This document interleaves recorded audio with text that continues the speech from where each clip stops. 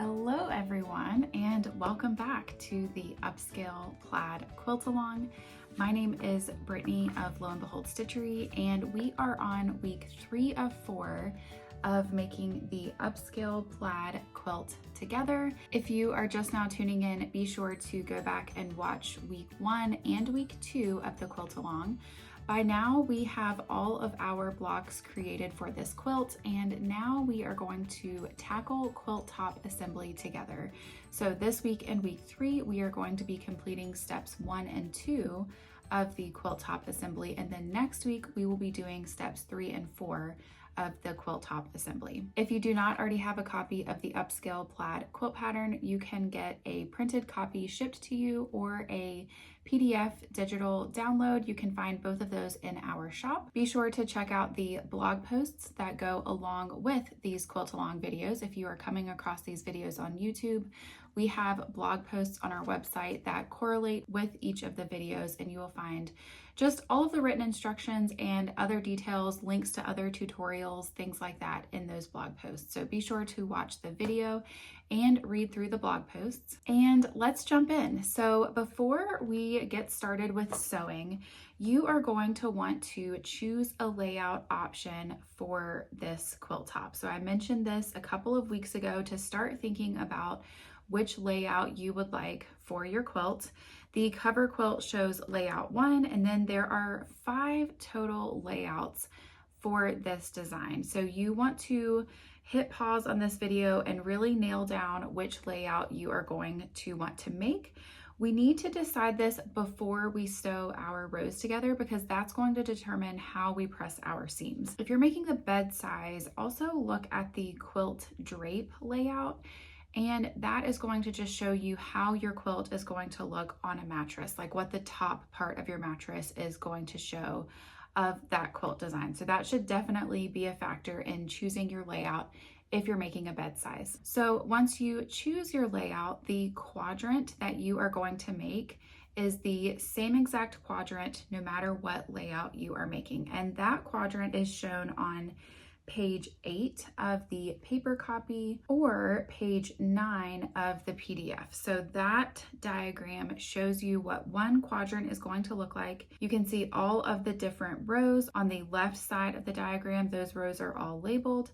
And then below the diagram, you will find a chart, and this just has a list of all of the pieces that are in the rows. So if you are wanting to know exactly what those pieces are, they're all labeled within the diagram, but they're all listed in this chart as well. So just find the size that you are making on the left-hand side of the chart, and then each of your different rows are listed across the top. And within those cells of the chart, you'll find your measurements that you need. The measurements are listed as width times height. So that just helps you understand how that block is rotated. So it is the horizontal measurement by the vertical measurement. So just keep that in mind. Our blocks are going to be rotated a little bit throughout this quadrant. So this chart is going to help you understand that a little bit, or if you like to refer to things visually, then just make sure you pay close attention to that diagram. Okay, so there are a few different ways that you can tackle making your quadrants. You can go through and make one quadrant at a time, or one set of rows at a time, since we're not going to be sewing our quadrants together quite yet. You can go through and make row 1, row 2, row 3, row 4, and so on. Or what I like to do, and this is personal preference, I try to batch things as much as I can. So what I do is I go through and make all of my row 1s. So all 4 of my row 1s, and I actually chain piece those pieces together, and I'm going to show you what that looks like.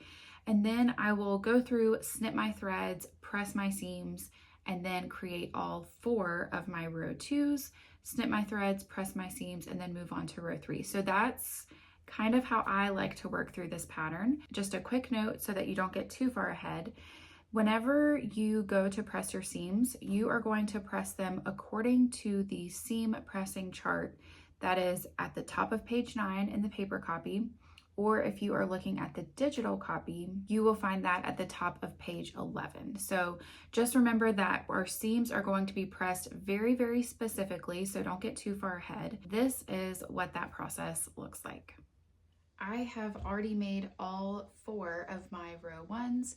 Now I'm going to make all 4 of my row 2s. So I'm going to refer to the diagram and the chart that's in the pattern. I have my pieces laid out. I have 4 of each piece because I'm making 4 identical rows. And I'm just going to go through and chain sew all of my pieces. So I'm going to start over here and I'm going to create a pile and just pin my pieces in place.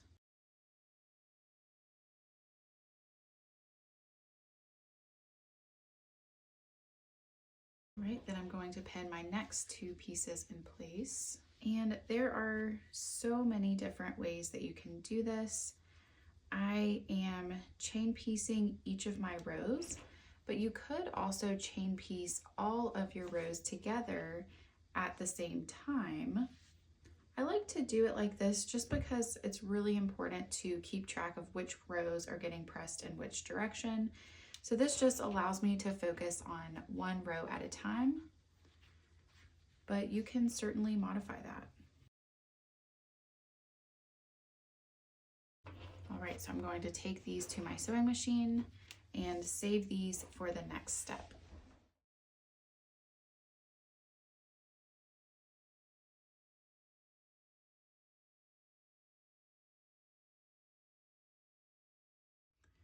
Okay, so now I have my first 2 pieces in my row 2 all sewn together. I'm going to wait to press my seams, and then I have these pieces that I just created. They should go like this.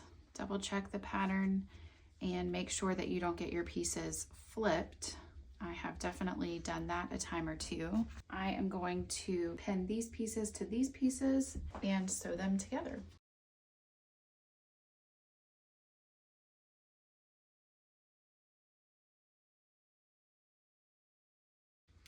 And since I'm here, I'm going to go ahead and pin this piece to this one.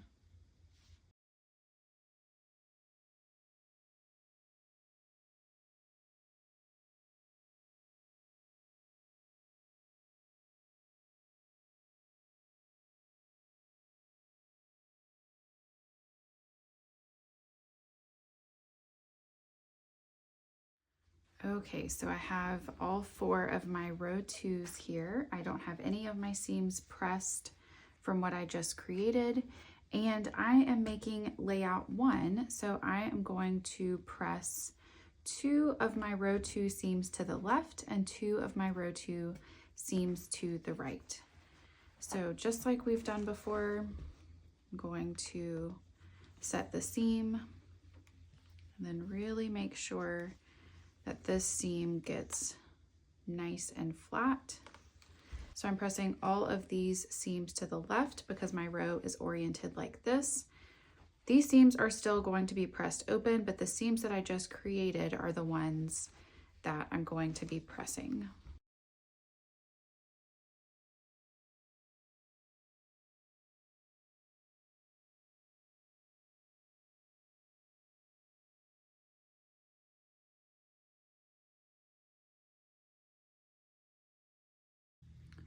All right, so now I'm going to press these seams to the right.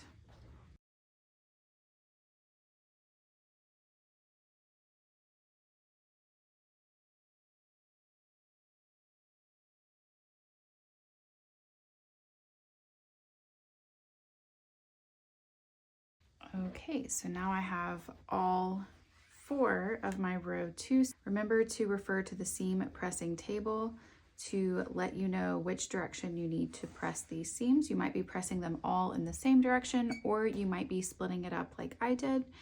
Once you have your row 2s done, then you can move on to row 3s, row 4s, and so on. I'm also going to link to a blog post that demonstrates how you can chain piece your entire quadrant rows. So that is definitely an option if you want to chain piece all of your quadrant rows, but I have found for myself, for this pattern, I really like making the same row over and over and over before I move on to the next, because that just makes sure that I get all of my rows exactly how I want them to be. It helps me to keep things organized and straight.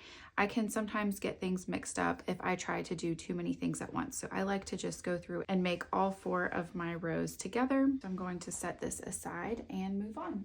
Row 3 and row 5 are the same, so you might decide just to chain piece all of those rows at the same time. So instead of 4 of these pieces, I am going to have 8, and then 8 of the next, and then 8 of the next. Now for this one, I do have some seams that I want to line up. We pressed these seams open for the larger sizes. So that means that these seams, we are just going to want to really take some time to get those lined up. You might decide to use some glue, just like in the previous weeks, just to get those seams right where you want them, and then go back and add pins.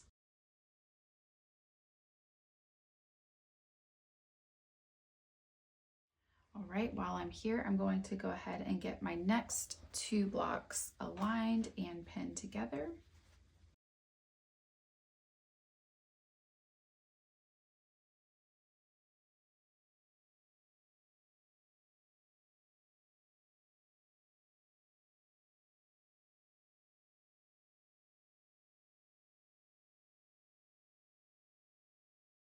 Once you have created your rows, go ahead and refer to that seam pressing chart that I mentioned.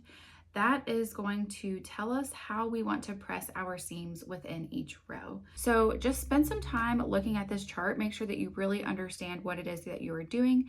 It's super, super important because it's going to give you nesting seams next week whenever we go to sew our rows together. And then the column that's on the far right of the chart, we're going to get to that next week. So just ignore that row assembly step 3 column. For now, we are only focusing on step 2. By the end of this week, you should have all 4 of your 5 rows created. Well done. Next week, we are going to sew those rows together and then sew our quadrants together. So we are so super close to having our quilt tops finished. I am so excited to see everyone's progress, to see how their quilt tops turn out. Now let's talk about the week 3 prize. So this week our prize is from Sarah of Stitch Lab Quilting. She is a long arm quilter. She's based in North Carolina, but she accepts mail-in quilts from all over the country, even all over the world.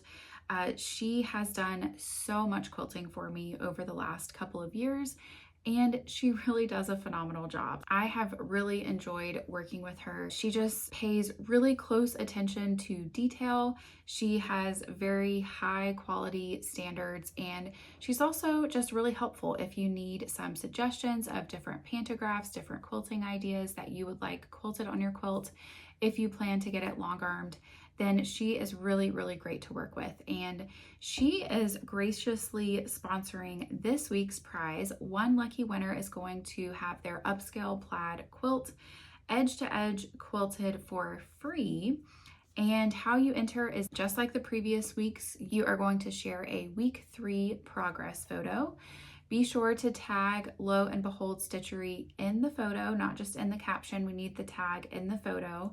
And you are going to put the hashtags in the caption. So Upscale Plaid QAL, Upscale Plaid Quilt, and Lo and Behold Patterns. Your account has to be public in order for us to see your entry, and we are going to randomly select a winner from those entries at the end of week 3. So you want to get your entry in midnight-ish before week 4, and we will share the winner in next week's blog post. So thank you, Sarah, for sponsoring this week's prize. And I think that is all for now. So let us know if you have any questions. You can reach out hello@loandbeholdstitchery.com. Otherwise, I will see y'all next week for week 4. Bye for now.